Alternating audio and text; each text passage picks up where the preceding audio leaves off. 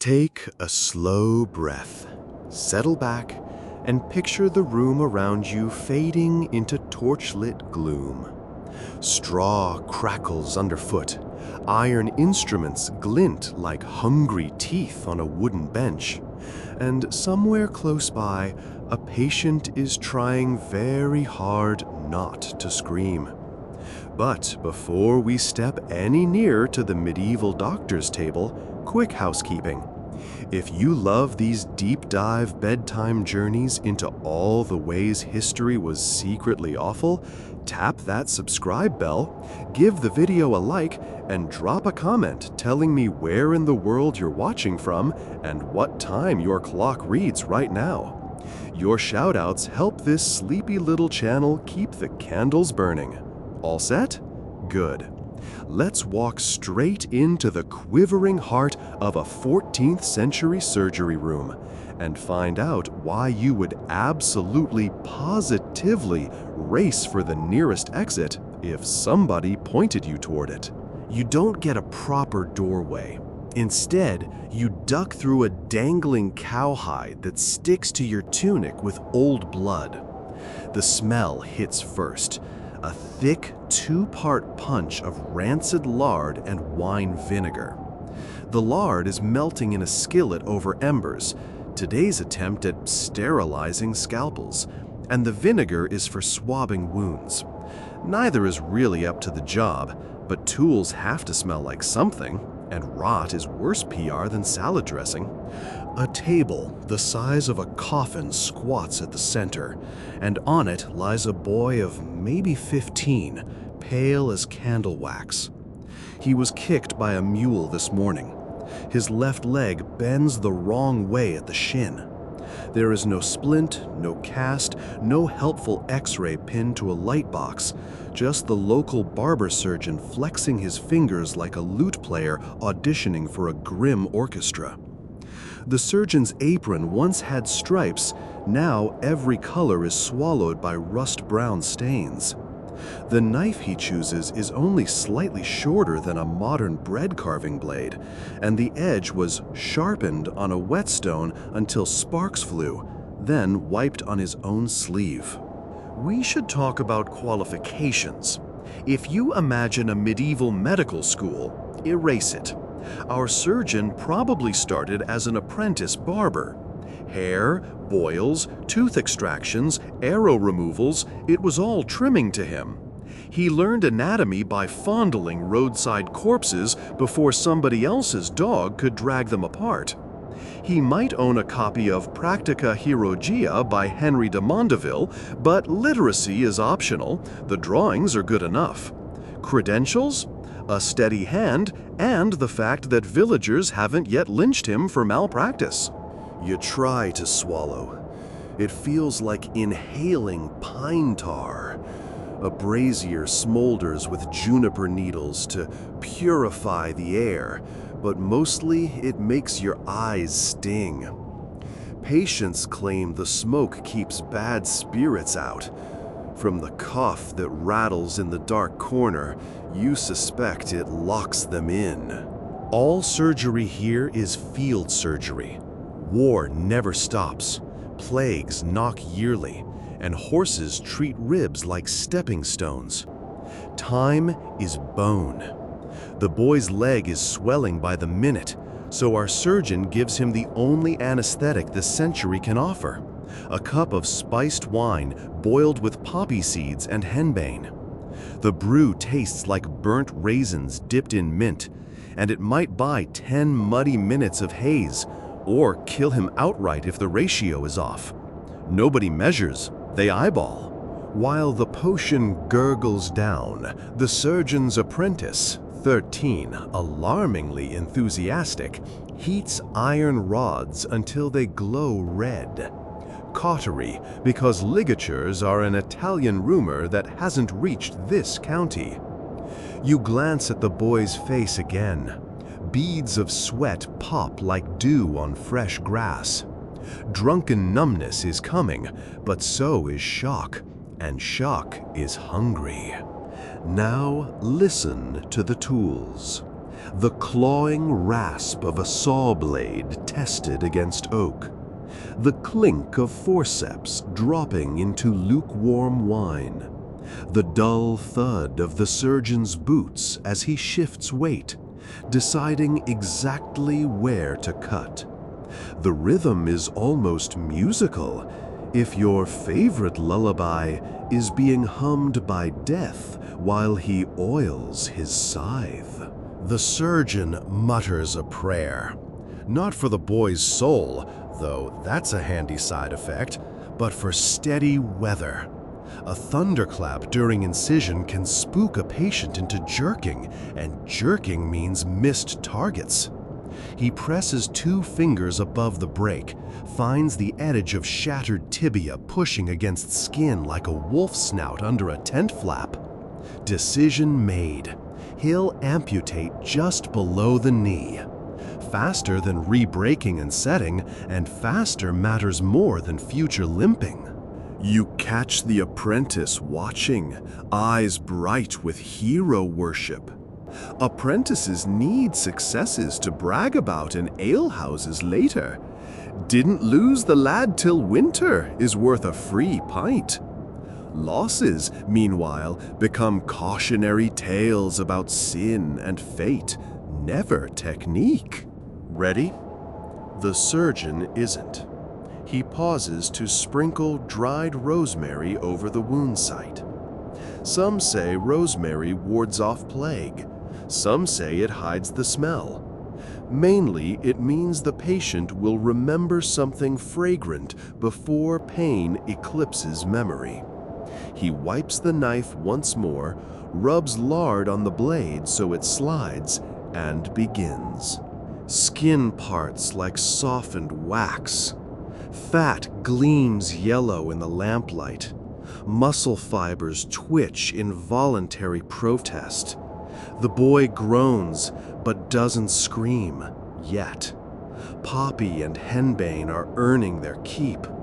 When the bone is exposed, white and splintered, the saw takes over. Each pass grinds grit into the blade. Each pass pushes wood smoke and blood fog into your lungs. You think of bread crusts scraping bowls at supper and vow never to eat again. 2 minutes feel like 2 seasons. Snap! The limb is free. Blood surges as if it too wants to escape.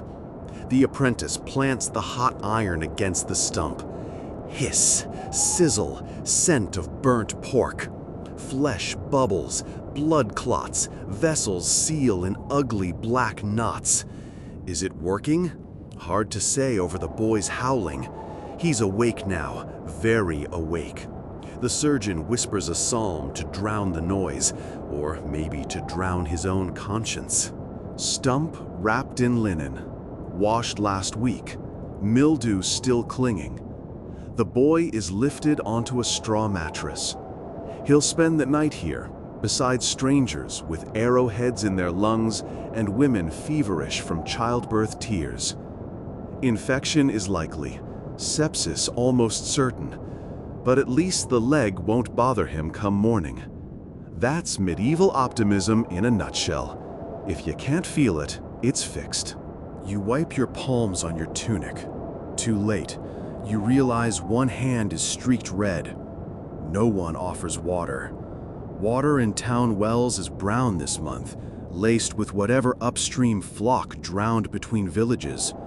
Wine is cleaner, vinegar cleaner still. Both cost more than the surgeon charged. So you stand there sticky, smelling of iron and smoke and regret, wondering if the devil gets frequent flyer miles for nights like this.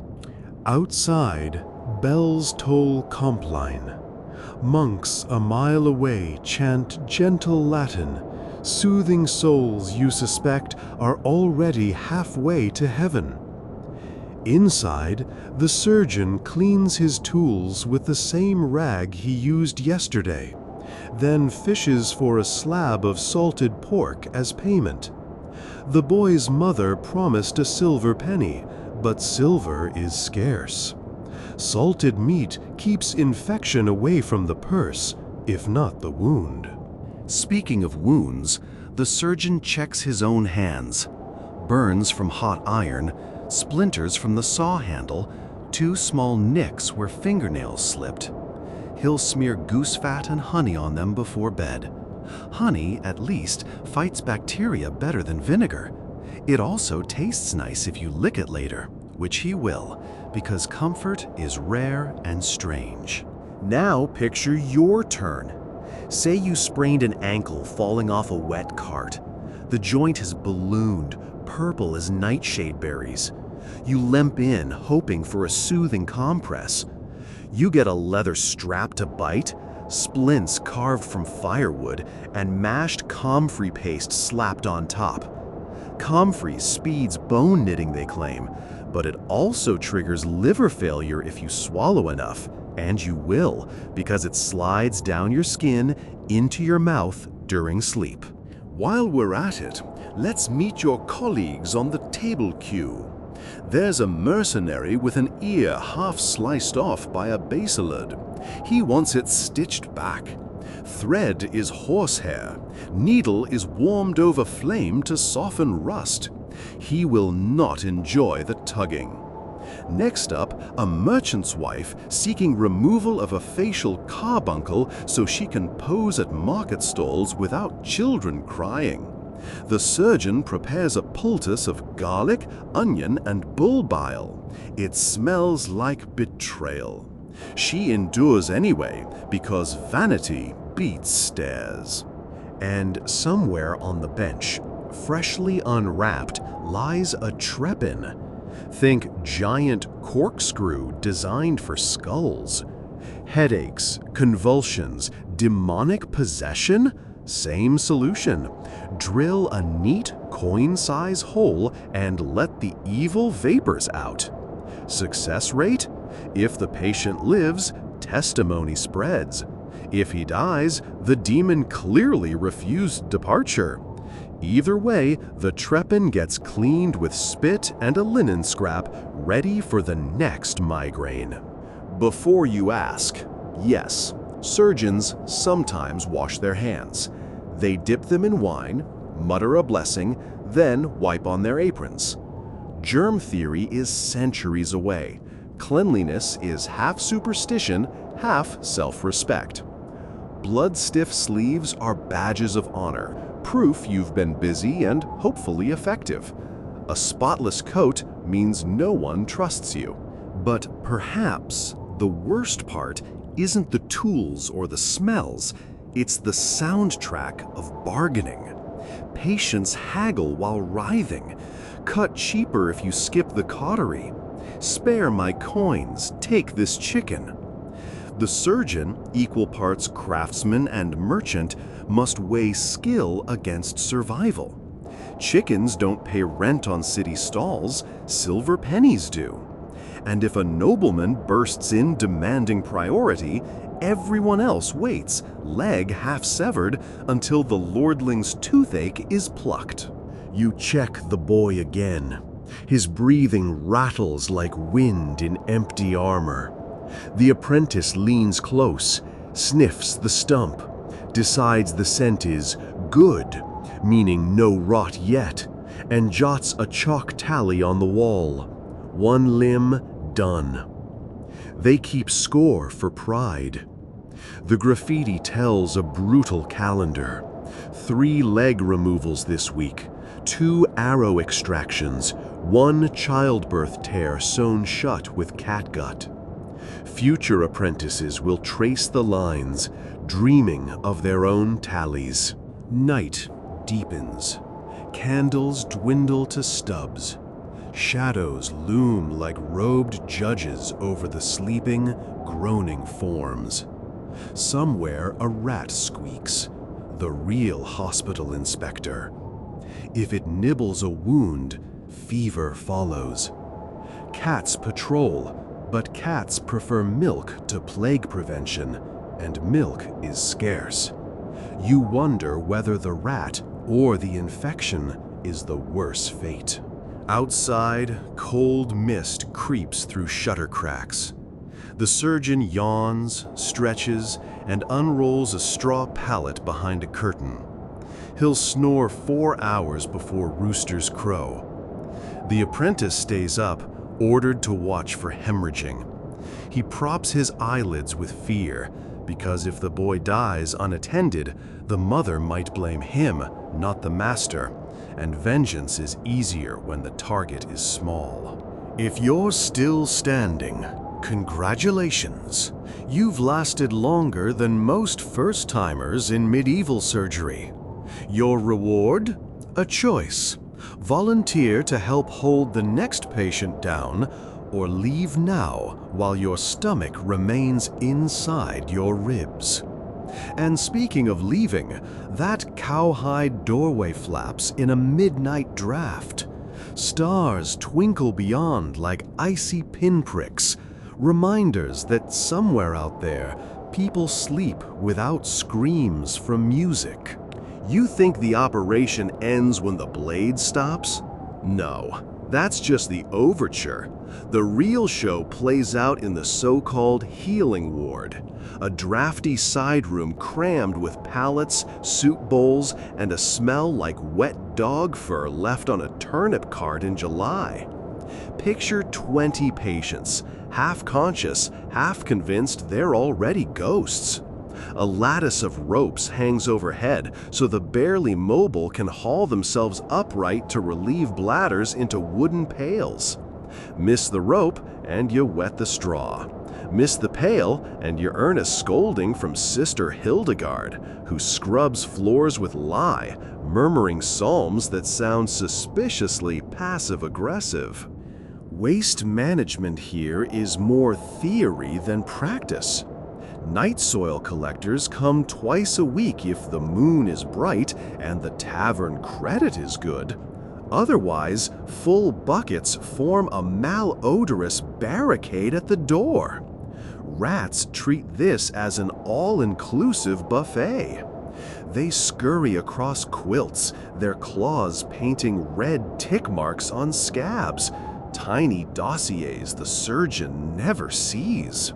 Why not release patients to recuperate at home? 2 reasons. First, most don't have homes worth the word, just mud daub cottages where the hearth smoke doubles as mosquito repellent. Second, the surgeon needs living proof that his techniques work. A man hobbling through the market with a stump that's merely oozing, not spurting, is walking propaganda. Go to Master Renard, he only maims what he must. So the ward is both recovery suite and living billboard, a macabre showroom where outcomes are displayed like half-finished tapestries. On the far side, a curtained nook shelters the disposable shelf. Amputated limbs piled on boards dusted with chalky lime. Limbs? Yes. Nothing in this century is wasted. Bones dry into dog chew for the kennel.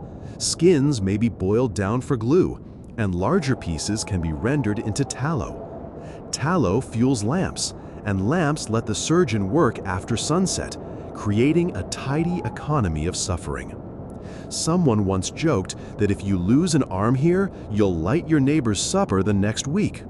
No one laughs anymore. It's too plausible. And there, on a peg, hangs a severed hand with the fingers bent into a rude gesture. That one's teaching material. Apprentices practice flexion studies, pulling tendons with fish hooks to see which finger twitches.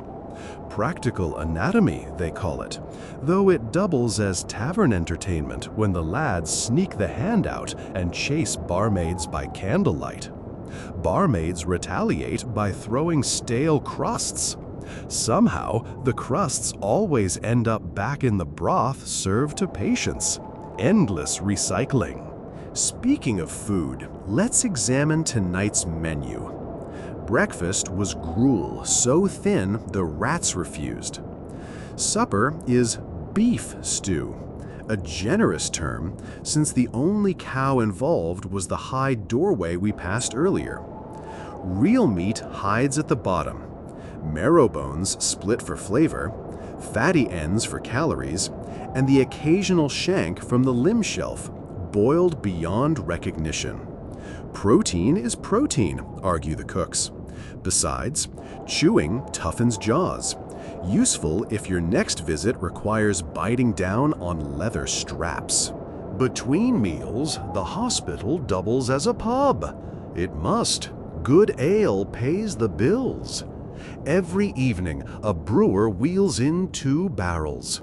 Patients who can sit upright get clay mugs. Those who can't have ale dribbled down their chins by friends or sympathetic strangers. Alcohol sterilizes from the inside, they claim. Reality? It numbs misery and thins blood. Handy if the surgeon forgot to bleed someone earlier. Tipsy singing drifts down the ward.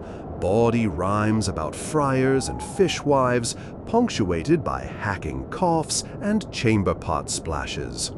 The merrier it grows, the more the surgeon brags about his success rate, counting living heads rather than healed bodies.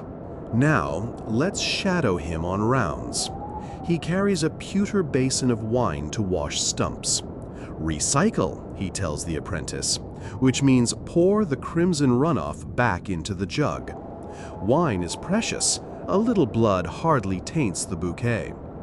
Each patient receives a dab of honey garlic salve, renowned for fighting putrefaction, and for attracting flies so persistent the apprentices tie horsehair switch brooms to their belts, swatting as they walk. One poor soul, a pikeman named Evo, has had his shoulder socket packed with moss. Not sphagnum, mind you, that's the fancy northern stuff. This is ditch moss, scraped off river stones, rinsed once and squeezed out. The fibers absorb pus while releasing earthy tannins that turn the wound black, giving an illusion of healthy scab. Ivo groans when the moss is yanked free. A sweet meadow scent rises briefly before rot overwhelms it. The apprentice sniffs appreciatively. Smells like spring. Perspective is everything. From behind us comes a startled squawk. A goose flutters, half-plucked, under the arm of a visiting herbalist.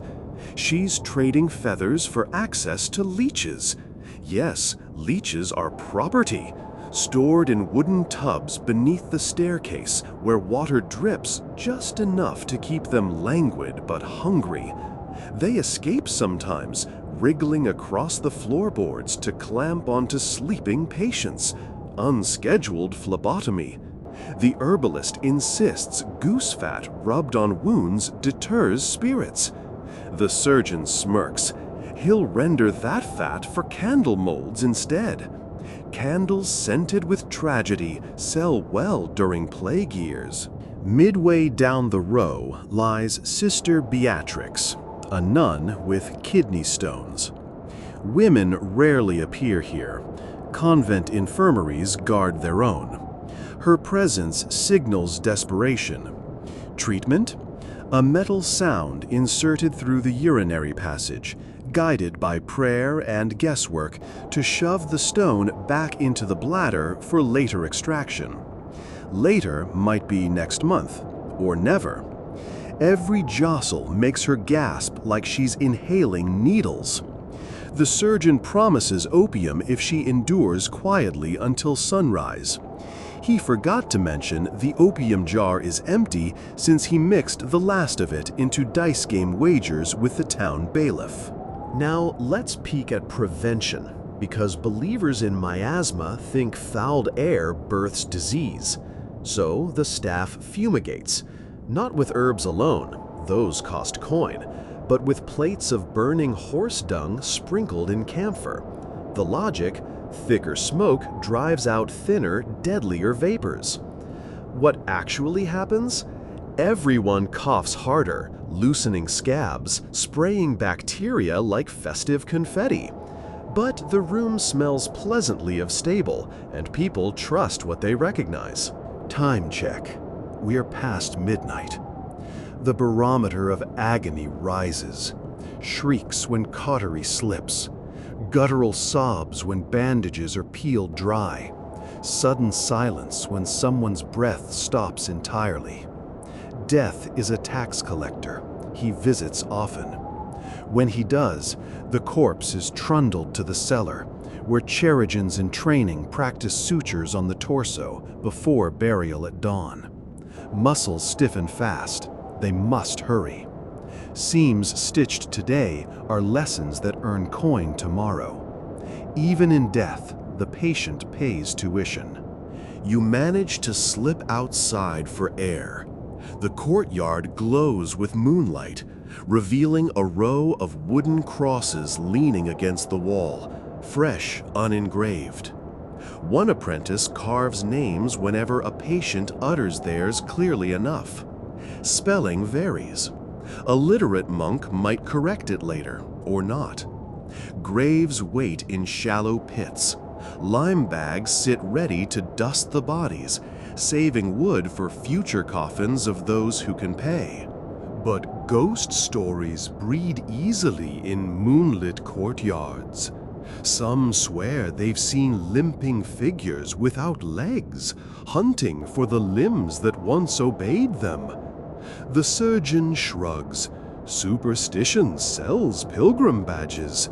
Nothing sparks donations like a nightly haunting. He quietly instructs the apprentices to drag chains behind them after dark, just in case visitors need proof. Back inside, the boy from earlier rouses. Fever beads his brow. His pulse flutters. The stump smells sweeter than yesterday's pork, which is exactly the danger sign you fear. Fetch the maggots, the surgeon orders. Clean larvae, if clean means scooped from old cheese, are sprinkled onto the wound to eat decaying flesh selectively. Nature's nibblers. In a miracle of biology, maggots avoid living tissue.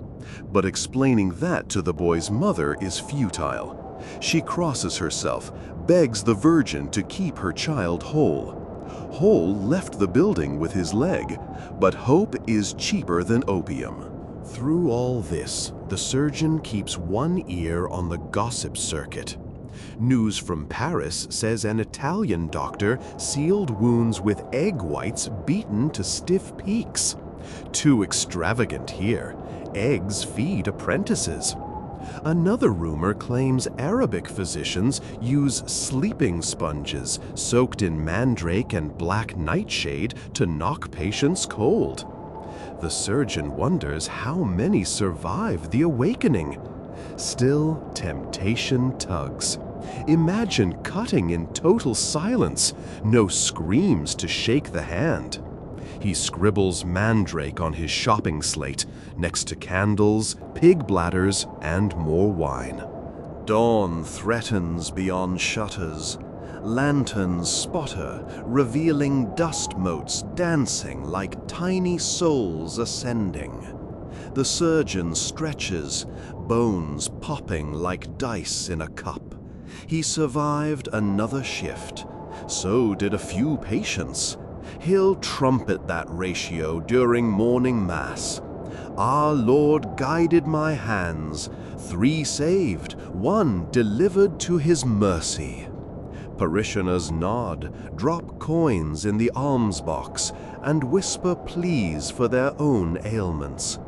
Business never sleeps, even when patients can't wake. As rooster cries slice the gloom, you notice the floor. Blood trails meet sawdust like rivers delting into a desert. Apprentices sweep the mess into buckets, then hurl it into the alley where pigs scavenge. Later, those pigs fatten into bacon served to recovering patients, a closed-loop ecosystem of horror that medieval economics calls thrift. Every bite, a reminder that yesterday's suffering seasons today's rations. A bell clangs, a new arrival. A blacksmith with an iron sliver buried in his eye. He stumbles, clutching a cloth soaked through crimson. The surgeon perks up.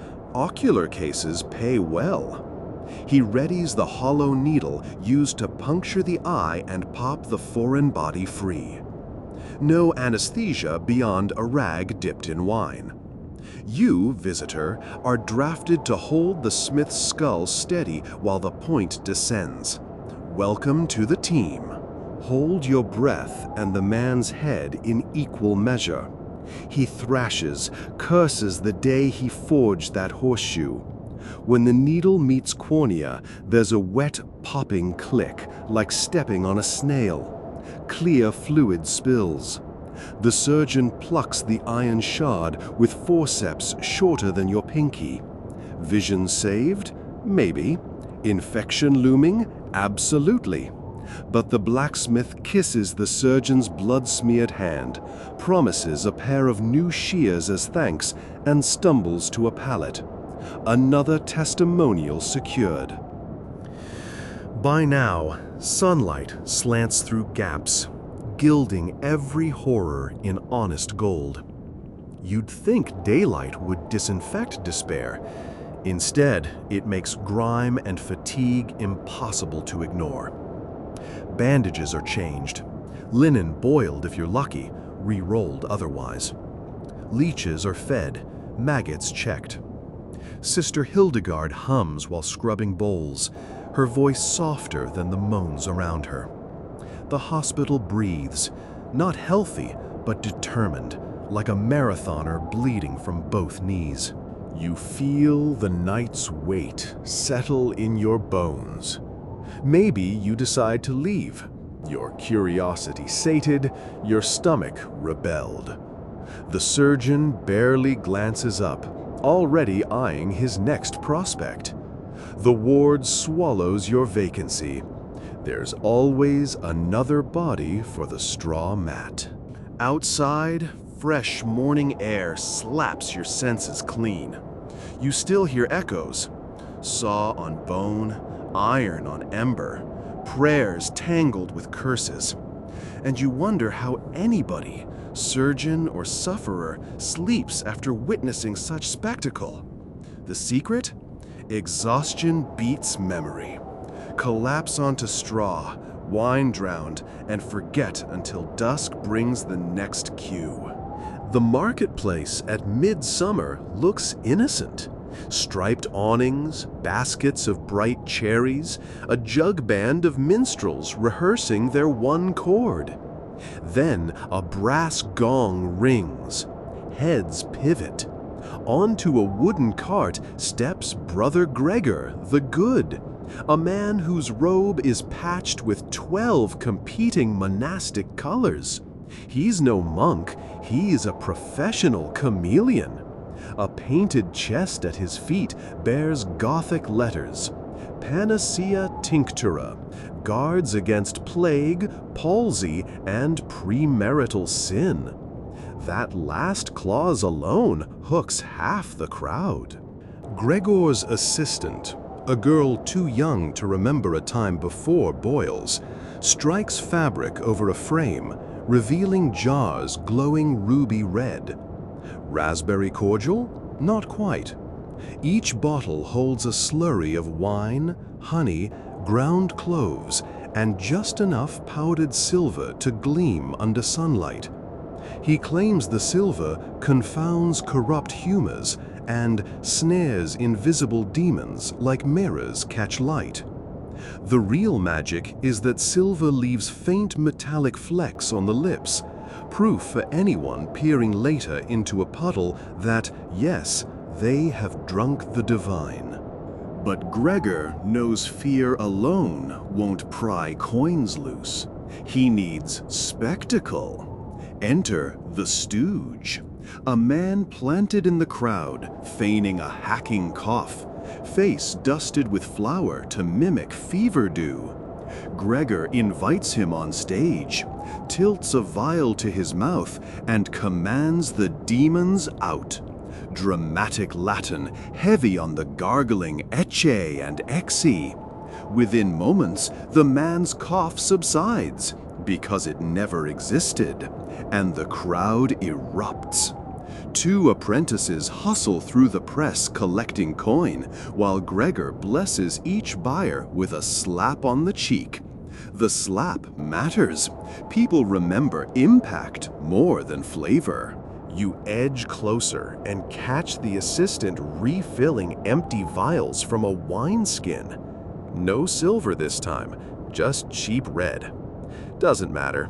Nobody checks once they've tasted honey. You whisper this to a matron clutching a new bottle. She shrugs. If it wards off plague, it's worth 3 pennies.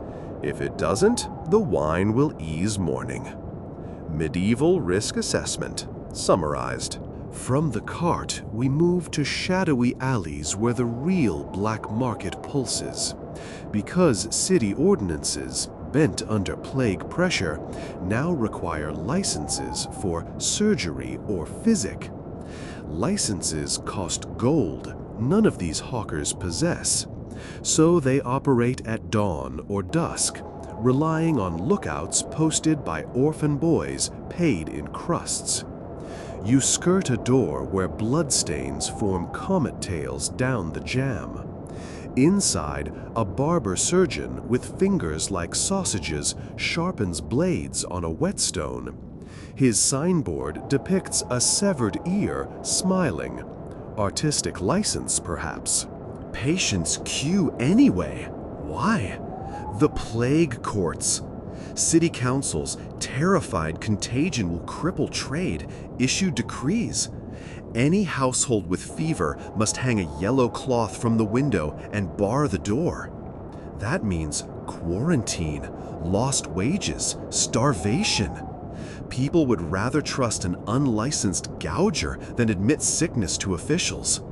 Whispered promise, a quick lancing of buboes before sunrise, then back to work by noon, pretending it's a spider bite. If the patient dies, the body is dragged beyond the wall where scavenger dogs handle disposal fast enough to avoid fines. But clandestine surgery has a soundtrack: muted screams, frantic psalms, the splash of water when blood is sluiced toward a gutter drain. Authorities hear rumors, of course, and mount sporadic raids.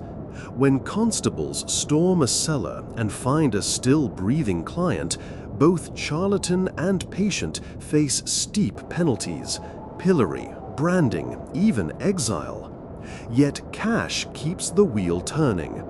A single clandestine trepanation, yes, drilling skulls to let out evil vapors, fetches more coin than a month of honest vatching. Risk balances out until, inevitably, it doesn't. The night you witness such a raid is lit by torches that make the alley bricks sweat orange. Constables batter a door, splintering it inward. Inside, an herb smoke haze parts to reveal 3 figures: the barber surgeon, a noble's page on a stool clutching his infected hand, and an elderly apothecary rummaging vials. The page wails, finger half-severed, pus ribboning down. Evidence enough. The barber is shackled. The apothecary fumbles a payment pouch into the constable's palm, bribe disguised as licensing fee, and slips out unscathed. The sick boy? Hauled to the city hospice, where his hand will likely be cut off to halt gangrene. Justice is blind, but infection isn't. Walk on, nose burning from torch smoke, toward a quieter district where piety sells hope in sweeter packaging: relic shops. Glass cases line brownstone walls, each holding a crumb of saintly ephemera. St. Agatha's thumbnail, St. Blaise's beard hair, a splinter from the true cross, so over-harvested scholars joke the original cross would span the Rhine. Relic breaks never squeal. Supply expands with demand. A monk in saffron robes officiates. Press this thorn against bleeding flesh, and it clots by divine command. You ask whether thorns washed after each use. He laughs. Sanctity sterilizes. An aging knight limps in, knee wrapped like a roast. He pays a terrifying sum to rent a finger bone of St. Cosmas overnight. The rental agreement, written on calfskin vellum, stipulates replacement value if lost, 3 cows or 1 healthy grandson for the monastery's farm staff. The knight signs, wincing. Better to gamble livestock than risk sepsis and eternal damnation.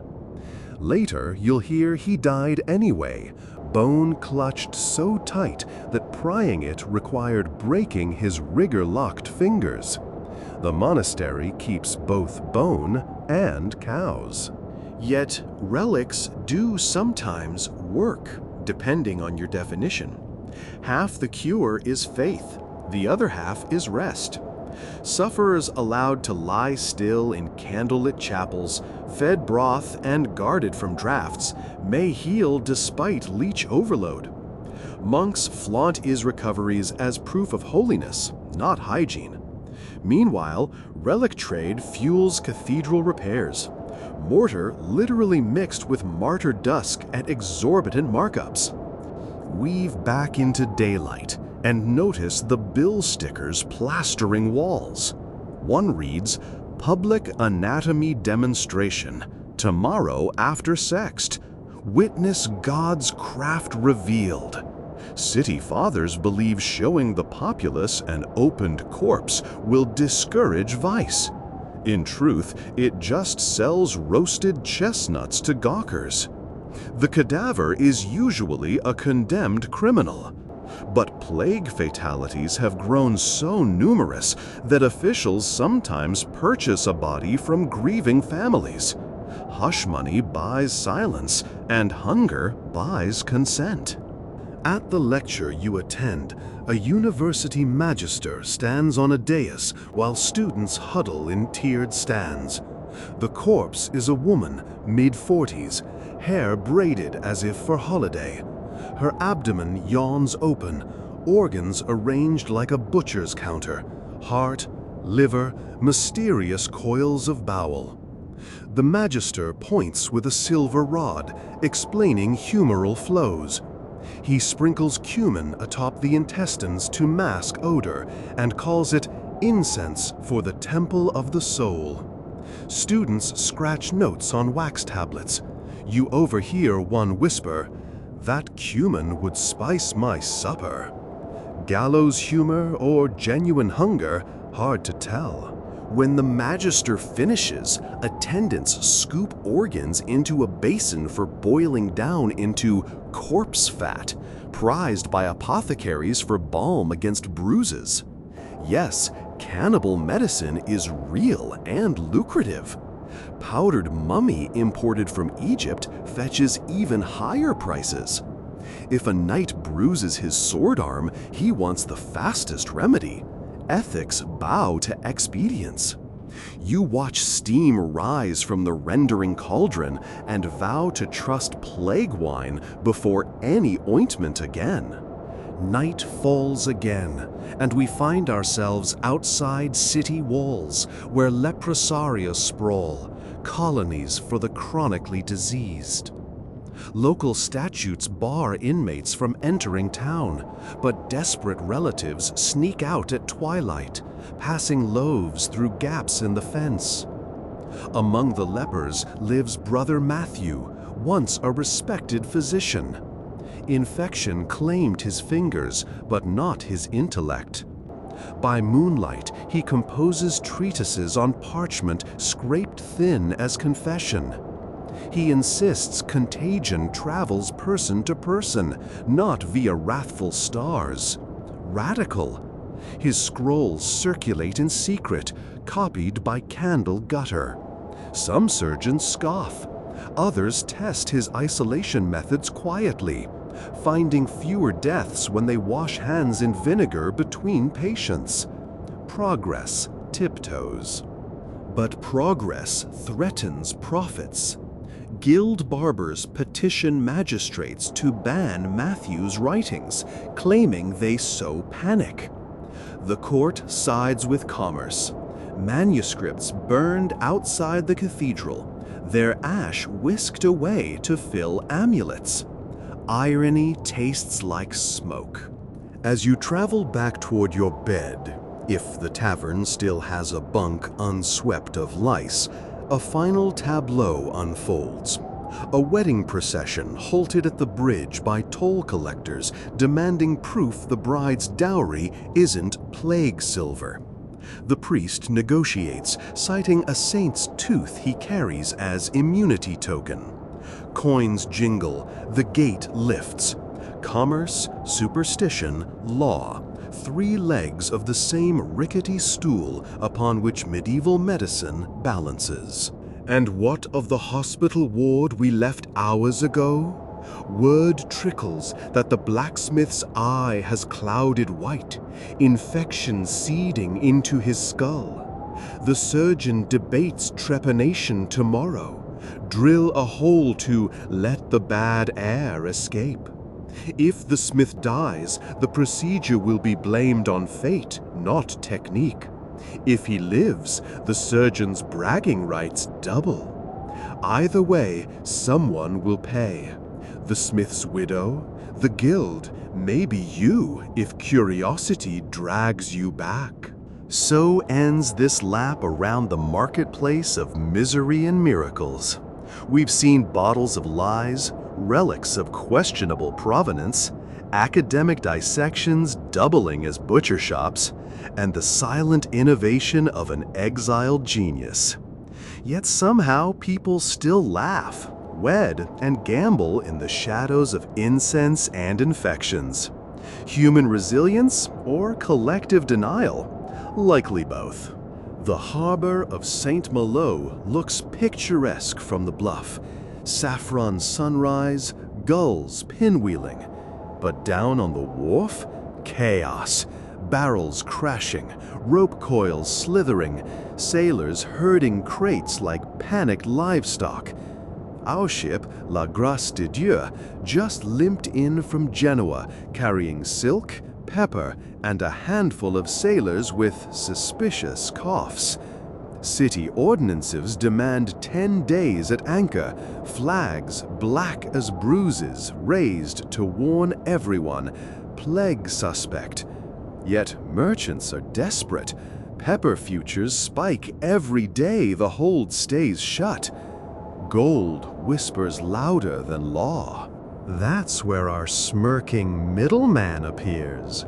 Guillaume Clovebeard, so nicknamed because he chews whole cloves to mask wine breath. He's bought off 2 harbor officials for the price of new boots. Their job is simple: declare the ship's bilges clean without looking inside. You watch them dip a token ladle into the water barrel, sniff theatrically, and nod. Papers stamped, bribe pocketed. Quarantine dissolved in the time it takes to sign a cross. If any dock worker dies later, officials will claim he caught a chill. Below deck, the air feels like hot wool soaked in vinegar. That's intentional. Sailors swear by thieves' vinegar, a concoction of red wine vinegar steeped with rosemary, sage, lavender, and crushed garlic. Legend says 4 grave robbers used it to prowl plague pits unscathed. Whether the story's true doesn't matter.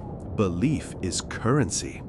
The cook keeps a cauldron of the stuff simmering by the mainmast. Steam coats every surface, turning wood grain slick. You taste it merely by inhaling. Sharp, tangy, somewhere between salad dressing and self-flagellation.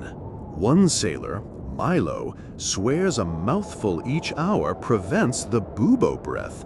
Trouble is, vinegar also dehydrates. After 6 days at sea, he's more raisin than man, lips cracked like dried riverbeds. The surgeon, really just the quartermaster with a saw, tells Milo to drink small beer instead, thinking diluted ale safer. Barrels empty. Instead, they draw seawater through a canvas filter lined with more vinegar herbs. Result, brine tang that scorches throat and strips enamel. Milo keeps coughing. On the upper deck, crates rattle. Inside, spice sacks double-stitched shut to keep Pepper from absorbing rat urine. Doesn't work. We crack one open and gag on an ammonia tang. Guillaume spreads the pepper on linen sheets, lets the sun bake odor away, then drizzles saffron water to restore color. Counterfeit freshness. By afternoon, he'll sell this pepper to a monk who believes it numbs plague sores when mixed with honey. The monk will stir the paste into a copper pot, smear it on lesions, and wonder why patients scream louder. Dockside, a separate drama unfurls. City guards establish a cordon sanitaire, ropes hammered into posts around the wharf, banners reading "Noli me tangere," touch me not. Anyone crossing without permit pays a fine or loses an ear. But Guillaume's already bribed night patrols. After sunset, ropes sag by accident. Carters trundle barrels straight into back alleys where tavern keepers wait. Taverns water spices into mulled wine, advertising medicinal draft heats the blood against miasma. Patrons buy 2-3 cups until their cheeks blotch red, proof, they think, the brew is fighting infection. Next morning, few remember vomiting. Chalk it up to purging of bad humors. Our observational tour continues to St. Malo's Lazaretto, a gray-walled quarantine station perched on tidal rocks. Technically reserved for foreign crews, but overcrowding means locals overflow here too. The warden, Sister Judith, oversees with iron beads on her rosary. She keeps men and women in separate courtyards, chained benches 6 feet apart, a proto-social distancing writ cruelly literal. Misery thickens like fog. Yet Judith enforces one kindness, daily sea breeze therapy. At low tide, she marches inmates to the shoreline, forces them to inhale God's salt. Does it help? Maybe. Or maybe the walk merely exposes them to gull droppings carrying other pathogens. Medieval medicine is a dice cup. You slide into the infirmary, a chapel converted by stacking coffins against stained glass windows to create bunk platforms. On one slab cowers a teenage cabin boy, eyes bloodshot, arm bandaged with linen soaked in egg white. The local healer swears egg compress draws out heat. Smells like rotten sunrise. The boy moans that his fingertips turned black overnight. Surgeon suggests amputation. Sister Judith insists prayer first. They compromise, cauterize with red-hot iron tipped with incense. Smoke spirals. Boy faints. Success, they declare, because unconscious patients rarely struggle. From the chapel, we sneak to the supply shed where apothecaries unload crates of camphor, ambergris, and musk. Nose-blinding fragrances thought to overpower plague stench. Wealthy citizens buy pomanders, hollow gold spheres stuffed with these aromatics to hang from belts, basically medieval air fresheners. Poor folk mimic with oranges studded with cloves, if they can steal fruit before monks confiscate imports for the bishop's table. Here you witness a lucrative side hustle, blending counterfeit ambergris. Real ambergris floats ashore from sperm whales, rare as saints who answer prayers. Fake ambergris is rancid pig fat rolled in charcoal until charcoal smell masks the pork. Merchants no nose-blind nobles can't tell difference through clove-stuffed nostrils. They melt the mixture, mold it into pebbles, sprinkle crushed pearl for sparkle, and sell each as heaven's resin. Buyers feel safer, sellers feel richer, whales breathe easier. Night descends, and with it our rendezvous with a death cart crew. These are condemned prisoners offered commuted sentences if they haul plague corpses to pits outside town. Task pays nothing but hypothetical survival. Crew leader Hughes sports shackles still clinking. He invites us onto his wagon, wood slats blackened with old leakage. 2 fresh bodies lie under canvas, a mother and infant sewn together to conserve shroud cloth. Smell? Imagine wet leather left in a tannery trough, then multiplied by July. To endure, Hughes rubs mint leaves under his nose. When the cart lurches, leaves drop. Scent barrier breaks. He retches. Along the road to the plague pit, we pass spice thieves. Desperate souls who dig up shallow graves at night, searching for rings or coins left on the dead. They sprinkle pepper round their necks, believing it cloaks corpse stink from demons. Irony, pepper's price skyrockets because spice thieves keep wasting it on superstition, fueling Guillaume's racket. Capitalism feeds on terror. The plague pit resembles a quarry of grief. Clay walls, ladders greased with body fat.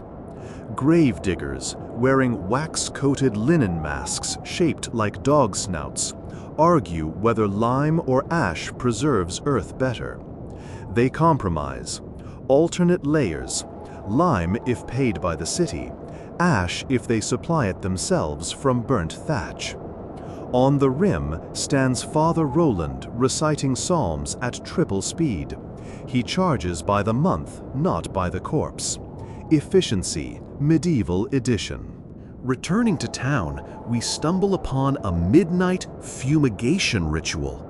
Citizens gather at crossroads, piling herbs, juniper branches, even horse manure, all set alight because manuals claim smoke purifies air.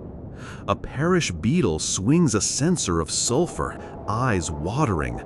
You choke, then realize burning manure emits ammonia, which ironically suppresses fleas. Primitive science accidentally effective. A widow approaches, clutching a scrap of linen scrawled with mystic symbols, plague letters, sold by itinerant scribes. She asks the beadle to bless it. He does, charges 2 pence. She pins it to her bodice, convinced it forms an invisible shield. Maybe belief slows her pulse, maybe not.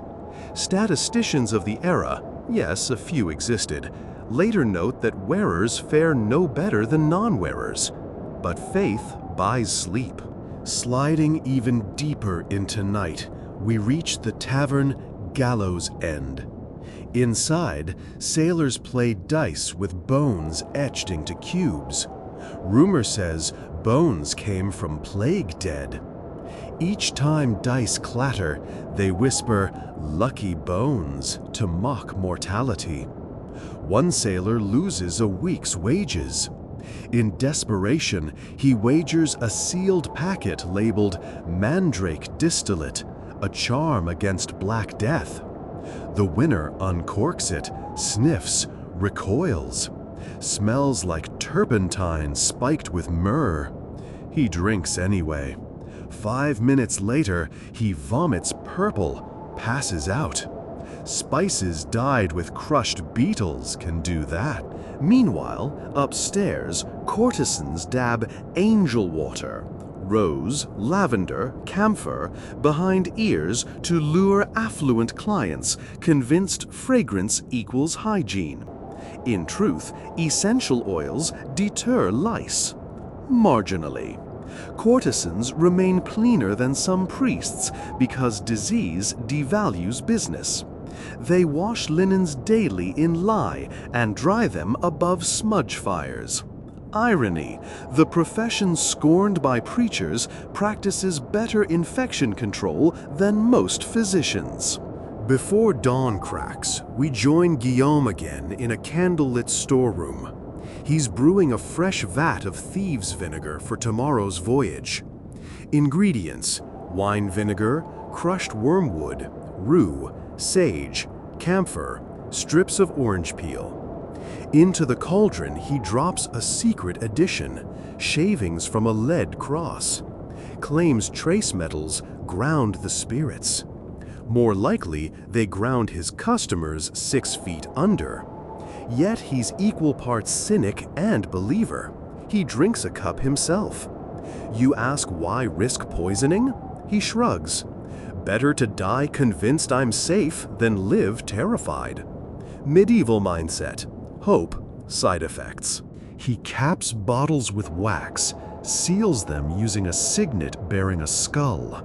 Branding matters. Fear sells. Then he hands you 1 vial for luck. You hesitate, recall Milo's cracked lips, and pocket it unbroken. Across town, church bells toll matins. The city wakes to rumors. 3 guards at the cordon found dead, mouths froth-rimmed, maybe plague, maybe poisoned wine. The council orders new quarantine, but merchants protest. Debate erupts, fists slam on oak tables. In the confusion, Guillaume's ship slips out on ebb tide, holds stuffed with fresh victims who coughed through the night, yet insisted on sailing lest authorities lock them ashore. Pandemic tourism, 15th century edition. You remain in Saint-Malo, tasked with escorting a mule caravan carrying cleansing herbs to inland villages. The muleteer, Etienne, explains each bundle. Marjoram for miasma, pennyroyal for fleas, poppy for pain. At rest stops, villagers line roads offering eggs for a single sprig. Supply dwarfs demand. Still, Etienne charges triple. Epidemics inflate economies the way hot iron inflates blisters. Halfway up a mountain pass, we shelter in an abandoned shrine packed with votive candles melted into stalactites. On a crude altar sprawls a wooden effigy of Saint Sebastian, arrows painted crimson. Pilgrims once prayed here to survive plague. Now they avoid it, fearing contagion soaked into wood. Etienne lights 2 candles anyway, says emptiness angers spirits. We camp. Night wind threads through cracks, carrying faint bells from valley burial wagons. You clutch your vinegar vial, uncork it, inhale. Smells like a salad mourning its fate. Maybe that's enough to sleep. At dawn, Etienne whispers gossip. A rumor that distant physicians use quarantine certificates, documents proving 40 days isolation, to allow travelers entry. Black market scribes already forging them. Merchants will soon buy safety on parchment, while peasants rot behind city gates. We vow to witness that trade. Back to town. Scribes operate near the cathedral cloister, scratching ink on calfskin. They copy official seals using carved potatoes dipped in wax, primitive rubber stamps. Each certificate lists fictitious witnesses and concludes with the line, datum in Deo, given in God. Authorities occasionally catch a forger, brand a Q on his cheek, but demand keeps forgeries flowing. You watch one scribe test new ink by licking the quill, ink brewed with bronze filings. Tongue goes green, occupational hazard. Meanwhile, real physicians begin experimenting with something radical: observation. A Milanese doctor visiting St. Malo insists plague spreads through tiny animals unseen. Laughable to his peers, but he demonstrates by burning infected clothing. Subsequent caretakers avoid illness. His treatise, hand-copied in Latin, makes rounds of monasteries. Some monks embrace it, others burn it for heresy. Progress again tiptoes, this time in ash-gray sandals. The city prints new ordinances. Require plague sufferers to carry white rods to signal danger. Problem: rods become valuable souvenirs. Children collect them, trade like marbles. You witness a urchin licking one to prove courage. 2 days later, he collapses beside the spice stalls. Rods quietly disappear from policy. We end our tour atop the seawall at sunset. Gulls screaming overhead like souls denied entry to heaven. You look out at departing ships, trailing black banners until wind snaps cloth free. Banner dives into waves, disappears. Metaphor writes itself. Warnings drown faster than commerce. The bells of St. Malo haven't finished tolling prime before Guillaume Clovebeard drags you into his latest scheme, infiltrating a noble feast that's decided to go ahead despite the city's swelling death cards. The countess hosting it insists a lavish banquet, lots of cinnamon, louder lute music is the surest charm against despair. She's half right. Noise does drown out the coughing. Guillaume needs someone nimble enough to shadow him through servants' passages. Congratulations, you drew the short straw. First checkpoint: the alley behind the Hôtel des Foix. A kitchen boy named Pip, no older than 13, soot on every surface but his grin, unbolts a yet unpainted door and grumbles the password. Saffron for the soul. Guillaume palms him a nutmeg the size of a musket ball. Pip bites it on the spot to prove authenticity. His eyes water, but he nods and swoops you past cauldrons breathing out pepper fog hotter than any August noon. Inside, cooks wield ladles like quarterstaffs. One hauls an ox head seared black, then grooms it with cloves so densely the skull looks studded with barnacles. Another reduces wine, honey, and rosewater until it's sludge, then dumps in powdered cinnamon. A plume the color of sunset roars upward, coats rafters, lungs, prayer beads. Every nose here is numb. That's by design. Spoiled meat masquerades as properly aged, and if stench still leaks through, they torch plates of juniper to smoke the guilt away. Your first assignment: sprinkle Venetian sugar, actually ground peony petals dusted with chalk, over pears gone more brown than pear. Color matters, not sweetness, Guillaume hisses. He's correct. Diners equate snow-white powder with medicinal purity. Nearby, the pastry chef kneads dough shot through with saffron threads so vivid it glows like sunset trapped in bread.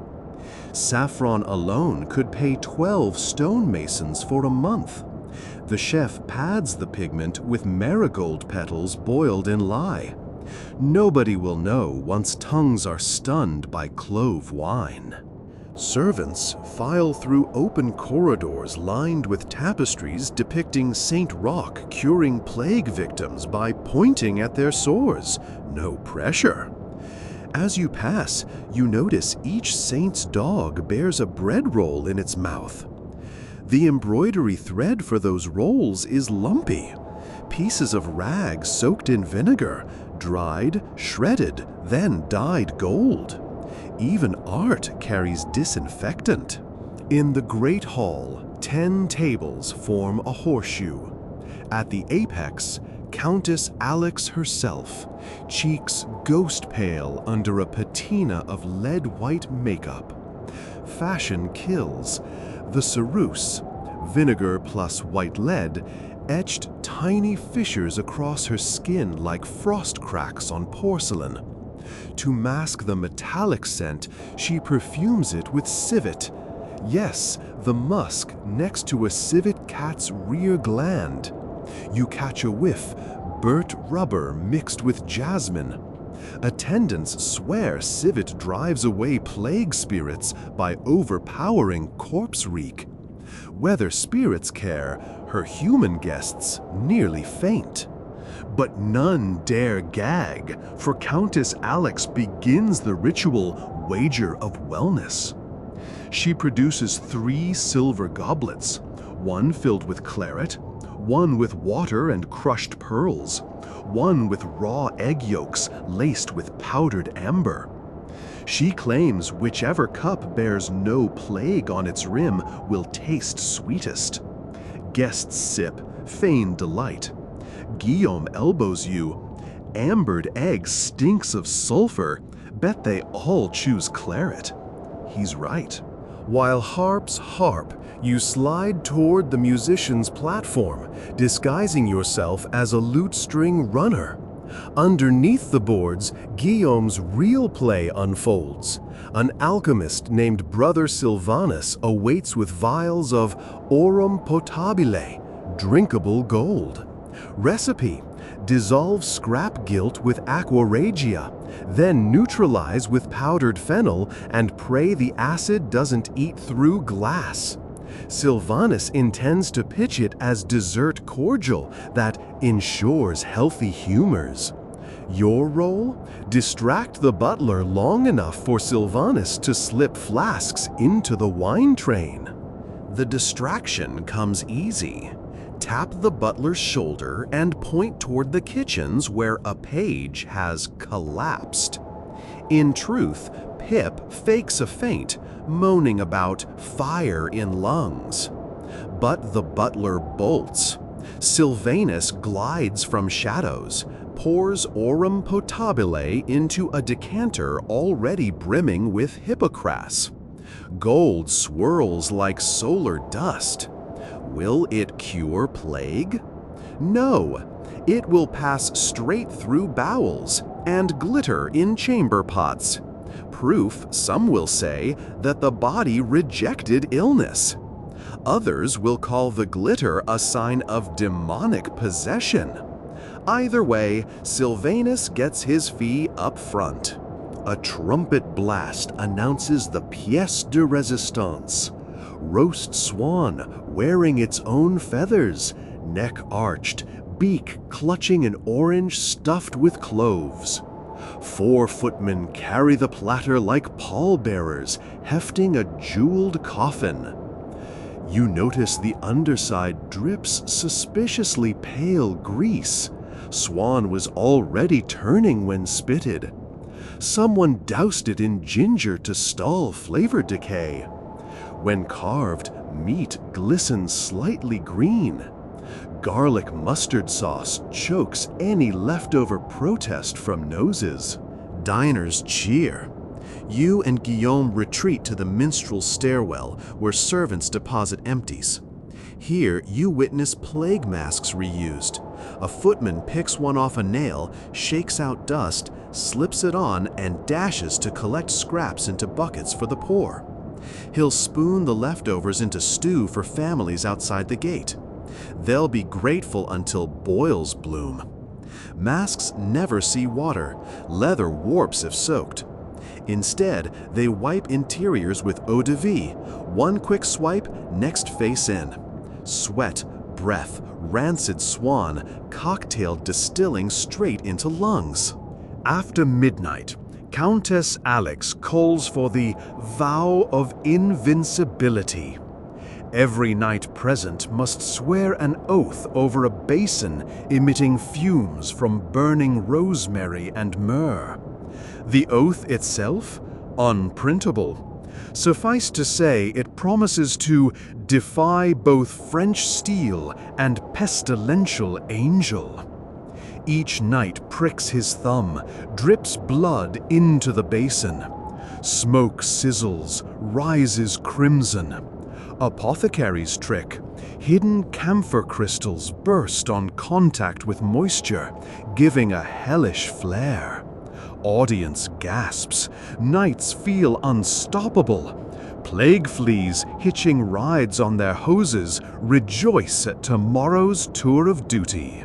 Ceremony ends. Lute slumps silent. Guests stagger out, fanning faces with handkerchiefs soaked in rosewater and alum. Alum tightens skin, giving illusion of youthful vigor, but also cracks when they laugh, releasing white dust. Streets gleam under a waning moon like marble dust has snowed. Guillaume pulls you aside. "We need the beak," he whispers. Turns out, plague doctor masks fetch fortunes on black market. They're buffalo leather, beeswax sealed, nostril vents packed with custom herbs. One physician left his on a hook in the servants' scullery. Why? He's drunk on molded pear cider, snoring beside the larders. You sneak through corridors, past Tapestry St. Roch's dog again. Odd, the dog's bread roll now missing. Pestering rats, perhaps. Enter scullery. Physician sprawled across sacks of millet, beak mask dangling. You snatch it. Immediate olfactory assault. Stale sweat, fennel, orris root, and something uric. Eye lenses smeared with fat from his forehead. Guillaume hisses, "Worth a month's pepper!" He stuffs it in an oilskin pouch. You've almost escaped when drunken physician lurches awake, shouting, "My lens of reason!" No time.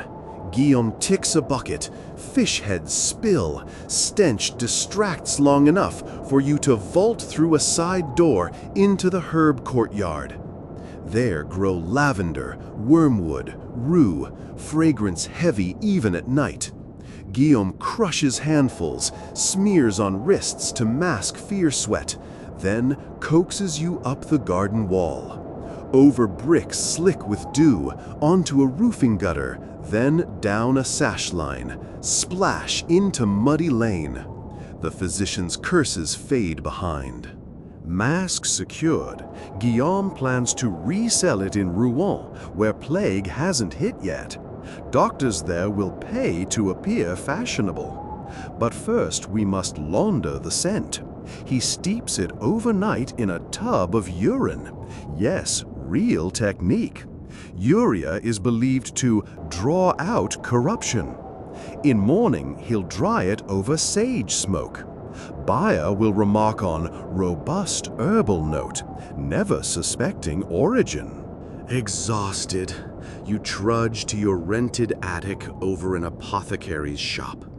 The apothecary, Dame Isabel, keeps windows open despite autumn chill to let foul airs out.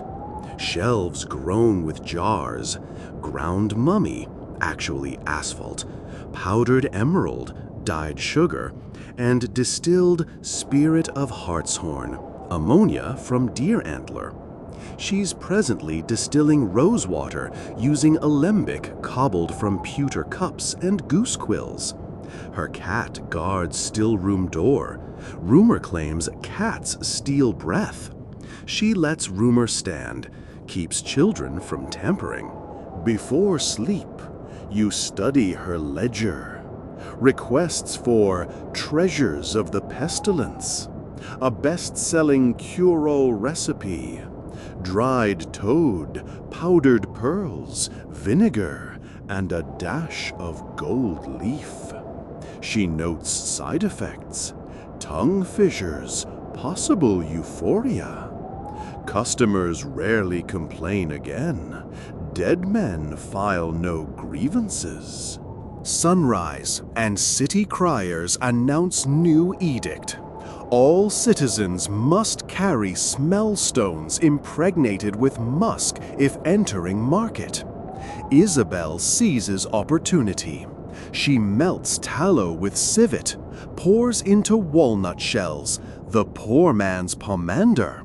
You deliver them to stalls, earn a copper each. Kids race behind you chanting stink nuts. Break one open, whiff could fell an ox. While distributing, you spot Milo, the raisin sailor, now working at Candleworks to avoid sea quarantine. His lips split, but he proudly shows you a small wax tablet, engraved prayers to Saint Corona. Bought it from traveling friar who claimed invulnerability. The tablet reeks of tallow mixed with storax resin. You know Friar's trick. Storax masks rancid lard, plus wax tablets double as chewing gum in famine. Milo bites corner to test. Resin sticks to molars like tar. He grins anyway. Hope is tastier than truth. Mid-morning. Execution Square. Authorities display forged quarantine certificates confiscated overnight, each nailed to post with severed hand of forger.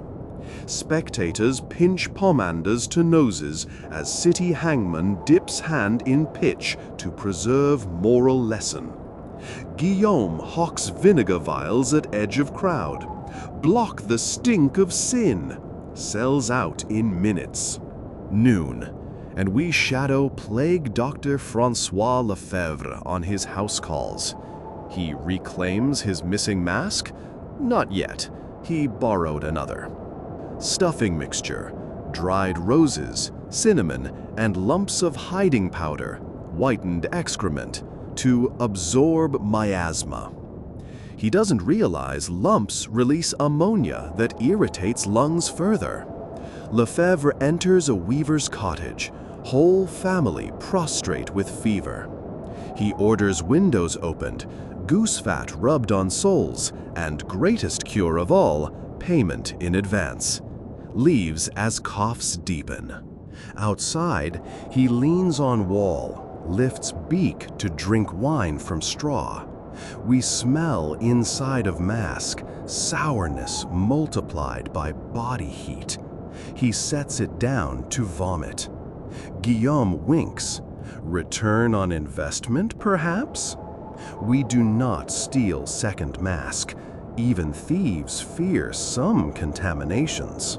Evening brings the alchemist Sylvanus again, boasting his aurum potabule won patronage. Countess claims she feels golden warmth in veins. In reality, acids etched her throat. She drinks crushed ice all afternoon. She's commissioning larger batch. Sylvanus needs more scrap gold. He intends to melt down relic frames from cathedral. You foresee trouble. Relics draw pilgrims. Steal gold and you steal hope. Yet plague spares no sanctuaries. At twilight, you slip into cathedral crypt. Candles gutter, statues loom. Sylvanus chisels gilt leaf off reliquary of Saint Fiacre's femur. Suddenly, monk patrol appears. Guillaume hurls handful of pennyroyal dust, mosquito repellent doubling as smokescreen.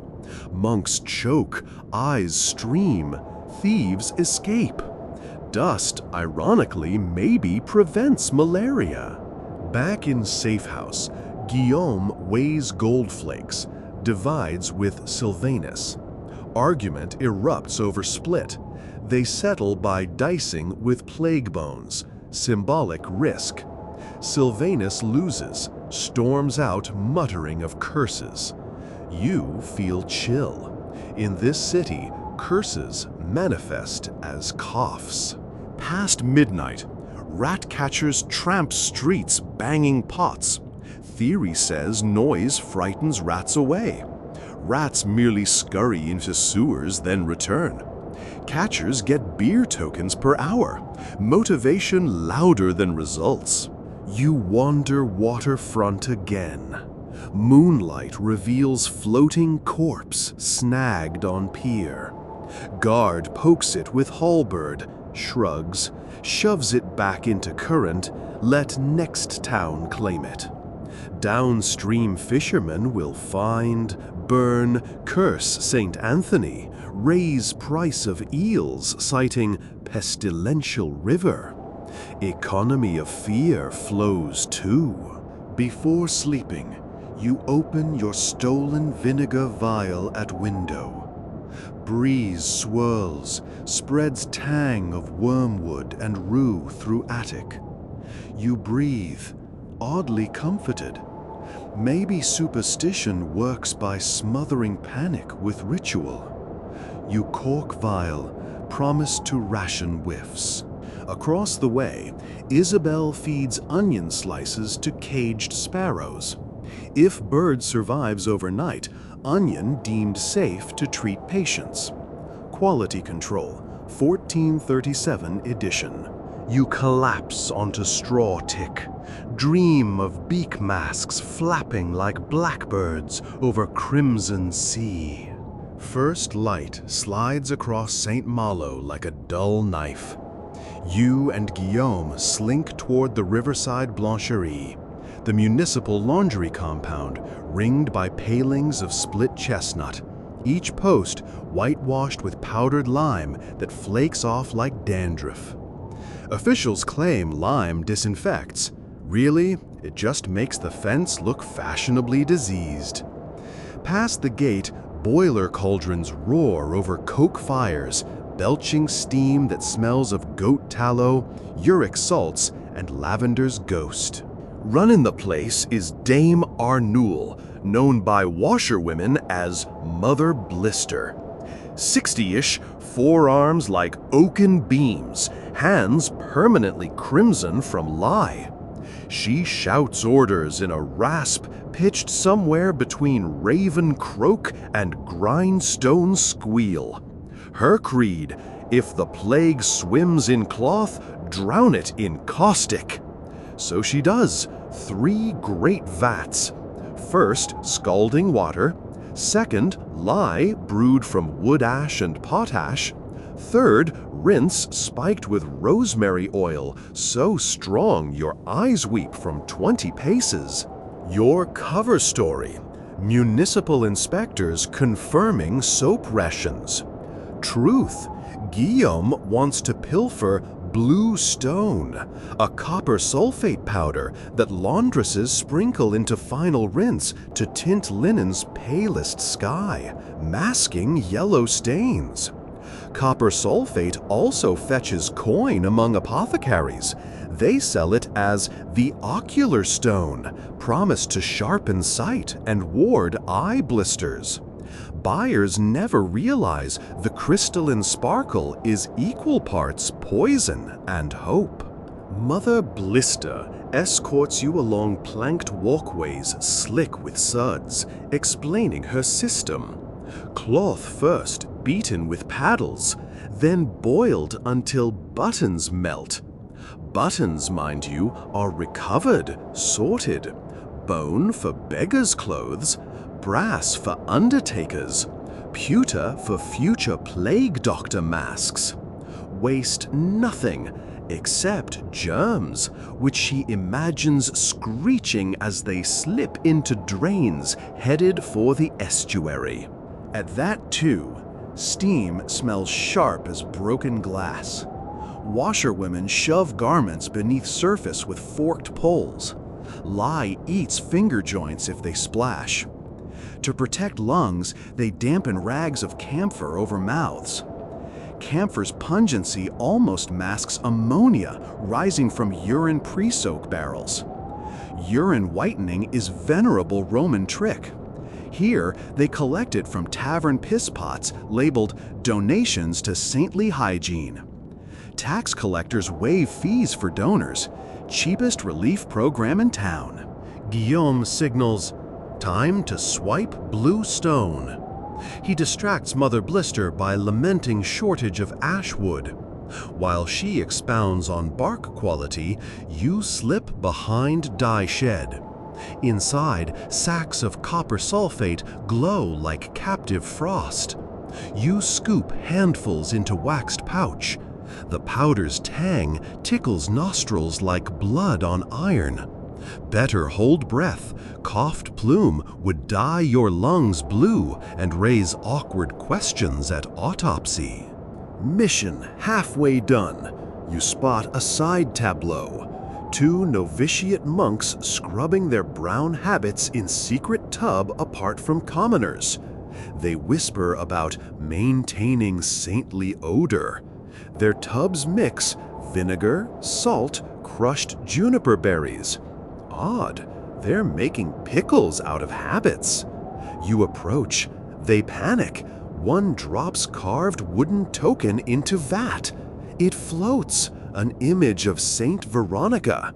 Protective charm or smuggler's marker? Before you ponder, Mother Blister hollers for inspection. She demonstrates her proudest weapon, the mangle wheel, a gear-driven press that rings sheets between grooved rollers. Crank squeals like tortured weasel. Literary fops call that cry the death of wrinkles. But there's bonus. Sheets sprinkled with vinegar and ground pepper pass through wheel, forcing spice deep into weave, an aromatic armor against contagion. Downside, pepper dust drifts, triggers coughing fits that pack more contagion into air. Irony steams off rafters with condensed pepper sweat.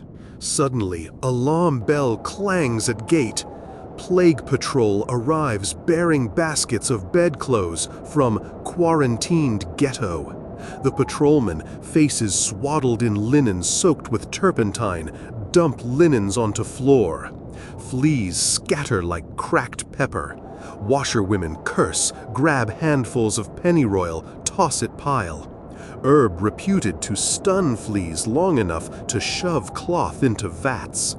Fleas laugh in their jointed exoskeletons, but ritual calms nerves. Mother Blister orders novices to sort blood-spotted sheets separately. Stains get treated with wood ash and bull gall. Bull gall? Concentrated bile scraped from slaughterhouse troughs, bottled green, sold as St. Luke's soap. Works because bile enzymes break hemoglobin, but stink could wilt cathedral stone. You glimpse novices gagging, crossing selves. Meanwhile, Guillaume pockets another pinch of bluestone. Greed flows like lye tonight. Mid-morning sun climbs. Steam mixes with chimney soot, forming greasy dew on hair. Your scalp itches. That's lye mist stripping oils. Long shifts here leave washerwomen's scalps hairless, makeshift tonsors. They hide under scarves embroidered with fern motifs, symbol of purification.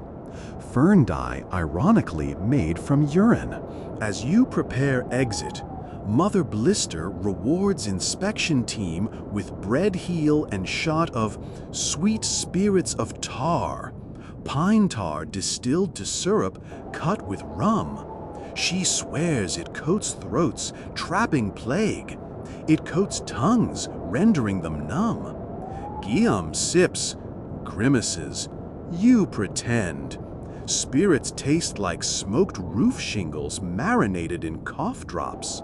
Outside fence, Guillaume exults over haul. Blue stone plus plan to sell laundry secrets to rival city. He then proposes next escapade, accompany night soil collectors after curfew. They know subterranean paths, he says, and niche demand for copper sulfate to whiten cesspit walls. You're fairly sure he just wants to witness the famed chemical gardens. Crystals grown deliberately in latrine liquids, believed to imprison pestilence demons. Curiosity outweighs revulsion. You nod. Cathedral bell tolls Compline. Streets empty. Only watchmen and cats patrol. At gate to Tanner's quarter waits old Renard, master night soil man, lantern dangling. He greets you with toothless grin and slaps lid of his cart, a barrel on wheels, iron banded, reeking like hell's cauldron. City's gold, he cackles. Tomorrow farmers buy this by the spade. True, manure fetches pennies. Plague or not, crops crave filth. Renard issues equipment. Leather boots hardened with wax, reaching hip. Nose masks of coarse wool, soaked in lavender oil, cut with vinegar. And torches dipped in pitch, mixed with rosemary. Torch smoke repels insects, also covers smell. Barely. Mission. Drain backyard privies connected to ancient Roman sewer tunnels called the nerves. Rumor says plague nests in low damp air. Renard counters plague can't climb ladders. Both theories equally unsound. Down we go. Tin lantern casts halo over tunnel slime. Trickling sound becomes roar as you near central conduit. Walls crusted with gray stalactites, chemical gardens indeed. Salts precipitated when copper sulfate from laundries meets ammonia in sewage.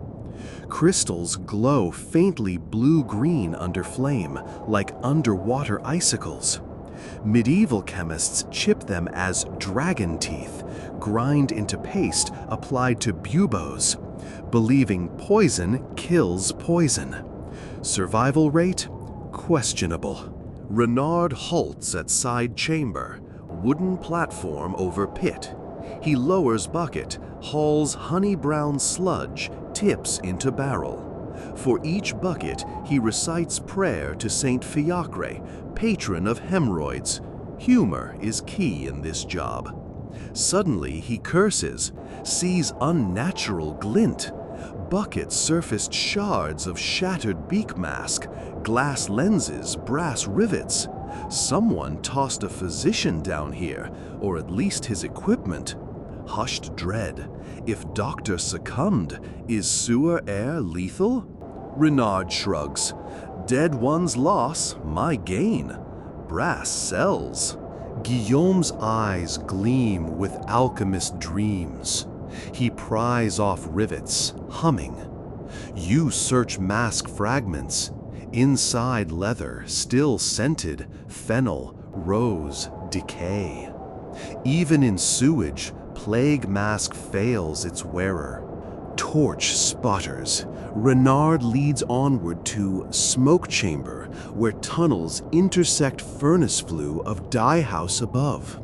Hot draft draws sewer air, venting stink through rooftop chimneys. Here, walls coated in crimson residue, madder root dye washed from vats. Renard claims crimson absorbs evil humors. Guillaume tests flake, stains fingertips scarlet, laughs that he needn't buy rouge for next masquerade. Halfway back, distant rumble, sewer tide rising with tide. Time to flee. Renard trots up ladder with agility of cat. Guillaume clambers, you follow last. Tide surge slaps boots, lie-burned calves sting, but all reach street alive. Surface air feels sweet despite reek embedded in clothes. Renard pockets fee. Guillaume hands him copper sulfate in payment, cycle complete. Renard to lime privies tomorrow, whiten walls with poison turned purgative. Homeward, you pass public fountain. City decree, all must wash hands in vinegar there. Cue forms of weary souls dipping palms, shivering at bite. Overhead, wooden statue of Virgin leans, her face repainted each dawn with lead white to signify purity despite soot. That lead powder rains into basin, adds metallic tang to vinegar. People call it heaven's tonic. One day, mass colic will follow. You step aside as corpse cart rattles by. Driver sprinkles herbs behind wheels, believing scent masks death enough to keep soul from following. You note mixture includes lavender, rosemary, shredded onion skins. Onion fortune-telling earlier predicted love. Now onions guard decay. Multi-purpose vegetable of the apocalypse. At attic, Isabel snoozes over alembic. She brewed black rose cordial. Rose petals boiled in pitch, cut with honey. Marketed to soothe night terrors. She offers sample. Tastes like chimney smoke sweetened with cough drop. You down it, chest warms, eyelids sag. Before sleep, you unpouch remaining bluestone. Under candle, it sparkles azure.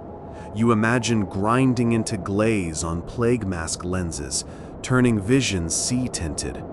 You wonder if color alone could convince mind of safety. Maybe that's secret of all curatives, trick the beholder's despair. Candle sputters. Smoke snakes upward, smelling faintly of honey and urine. Strangely comforting now. You drift into dream. Laundresses as Valkyries, wielding paddles, hurling bolts of blue lightning at flea armies. Masks fly overhead like gulls. Sewer crystals chime lullabies. You wake once, hearing city watch call. All's ill, but all's quiet. Irony soothes more than honesty. You smile, slip back into chemical-scented dark. You wake long before dawn, lungs raw from yesterday's vinegar-laced sewer vapors, because Isabel is pacing the garret like a crow hopped up on juniper fumes. She's slapped 3 parchment squares on the table, each bearing a crude drawing of a plague mask and a list of ingredients. Blend A, blend B, blend C. The plan, she explains, between gulps of onion-spiked ale, is simple but deranged. Today, the city's guild physicians are running competitive scent trials to decide the official aromatic defense for the coming summer. Whichever perfumer wins gets an exclusive charter, and, more importantly for Isabel, a year of guaranteed purchases at princely rates. She's desperate to prove her Black Rose cordial beats the incumbent formulas of Master Sergius the Spicer and Sister Bertil of the Red Nunneries. But there's a snag. The judges insist that each blend be tested not by alchemists wearing dainty cloth masks, but by volunteers who will don fully packed beaks for 12 hours straight while performing typical plague doctor duties. Examining corpses, visiting quarantine barracks, and strolling the fish wharf at noon. No breaks, no sniffing fresh air, no swabbing beaks. Isabel, eyes rimmed crimson from lye steam, fixes you with that look adventurers hate, the "I know you owe me a favor" look. Guillemot, ever the profiteer, volunteers instantly. He smells profit, or at least novelty. You notice his nostrils still tinted blue from yesterday's copper sulfate escapade, giving him faintly smurfish aura. You resign yourself. Better to choose your own miseries than have them chosen. Preparations begin at the alchemist's stove. Isabel lines the beaks on a trestle table. 3 identical bird faces of black leather stitched with catgut, glass domes for eyes, and corked compartments inside the beak cavity. She shows you the stuffing schedule. Bottom layer, coarse toe flax to absorb sweat. Middle layer, aromatic barrier unique to each blend. Top layer, spirit sponge soaked in cordials. Between layers, a drizzle of beeswax seals gaps so breath must filter through the scent labyrinth. Blend A. Sergius's classic relies on rose petals, camphor, clove, and powdered myrrh. Pleasant, warm, vaguely ecclesiastical. Blend B. Sister Bertille's cherub's wing mixes lavender, lemon balm, mint, and a scary quantity of rectified alcohol. Bright, medicinal burst followed by nosehair singe. Blend C. Isabel's gamble is downright gothic. Blackened rose petals smoked over pitch, shredded juniper bark, a whisper of tar, and a drop of civet, illegally, from a noblewoman's perfumery. She swears the pitch locks scent molecules, letting the civet's animal musk bloom slowly, masking corpse rot longer than any floral. Guillaume calls it rose-flavored campfire. You call it doom cologne. Sun clears cathedral spire. Time to report to the guild hall near the plague yard. Judges await in courtyard beneath striped awning. 3 physicians in starched robes, each wearing half masks soaked in plain vinegar, ironically less protective than the contestants' bird faces. Herald reads rules. Each volunteer receives herbal lozenge to chew to neutralize mouth odor. Nobody wants false positives. Each mask sealed with wax strip over beak seam. Removal before second vespers means disqualification and public shame. Volunteers line up. A beefy butcher's boy for blend A. A sallow scrivener for blend B. You for blend C. And Guillaume as floating witness, sporting an empty beak for control. Judges wedge fragrant bundles inside beaks. Yours goes in last. Pitch residue blackens gloves. They lace mask straps tight until leather cheeks pinch. Sight narrows through smoked glass eyes. World dims to amber blur and thudding pulse. Smell? At first lovely, ghost of rose jam over pine hearth. But undernote of civet writhes like ferret inside nose. First trial. Corpse inspection.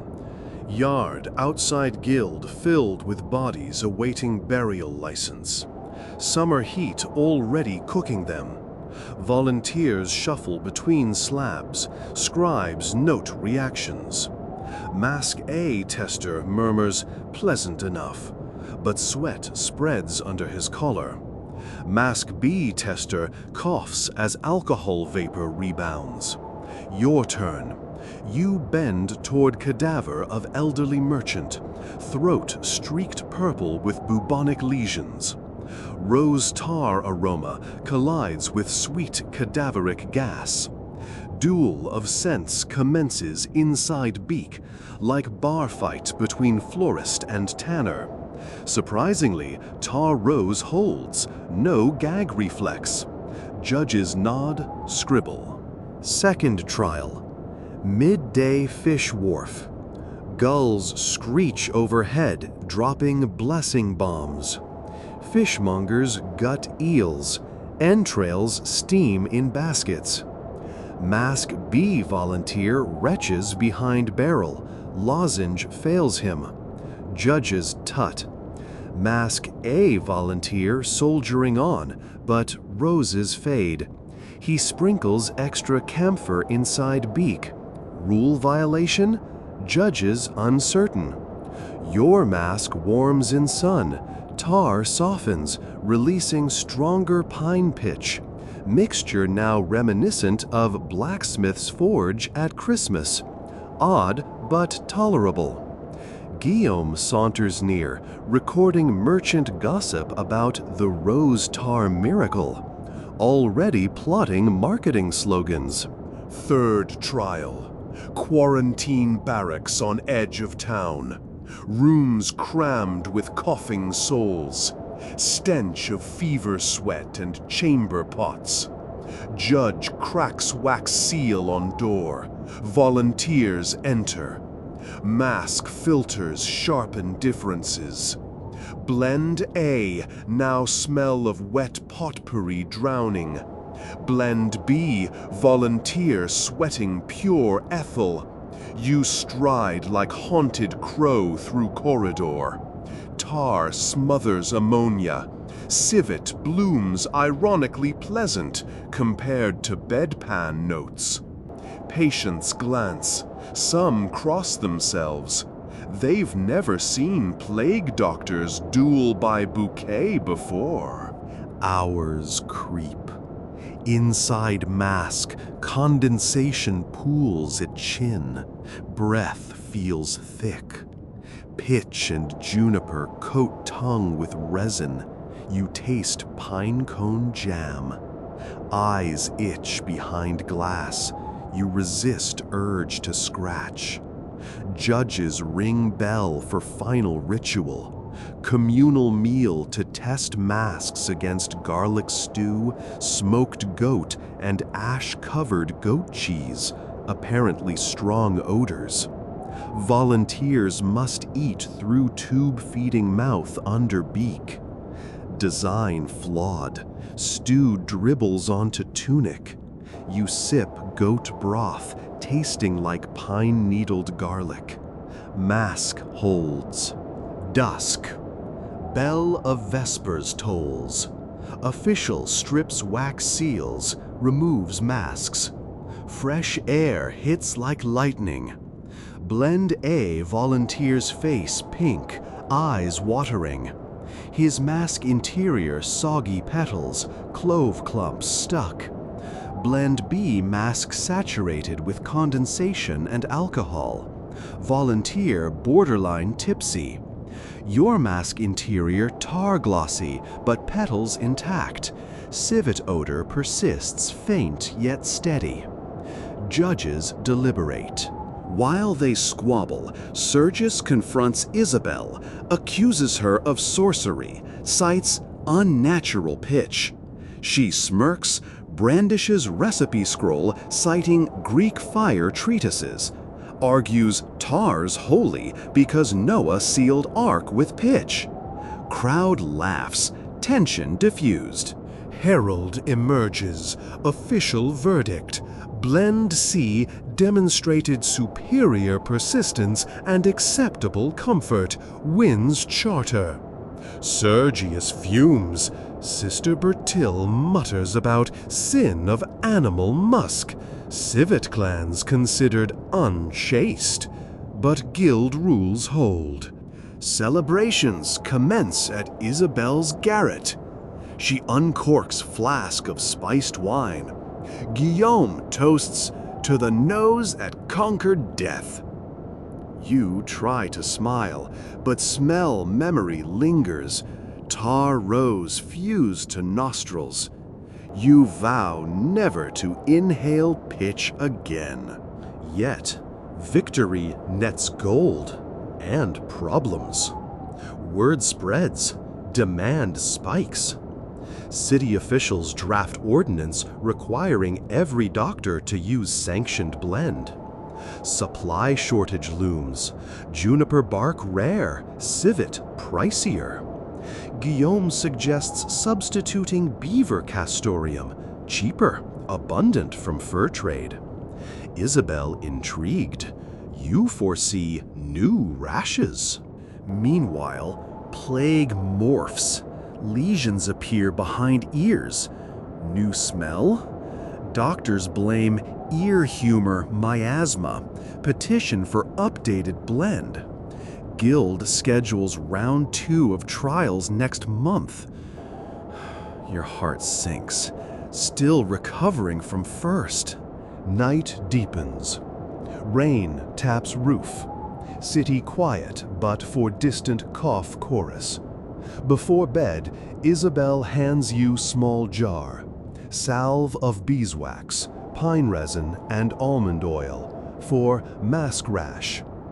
You smear on cheeks, scent gentle, merciful. You ask why she never marketed that instead. She shrugs. Cure calm doesn't sell, cure terror does.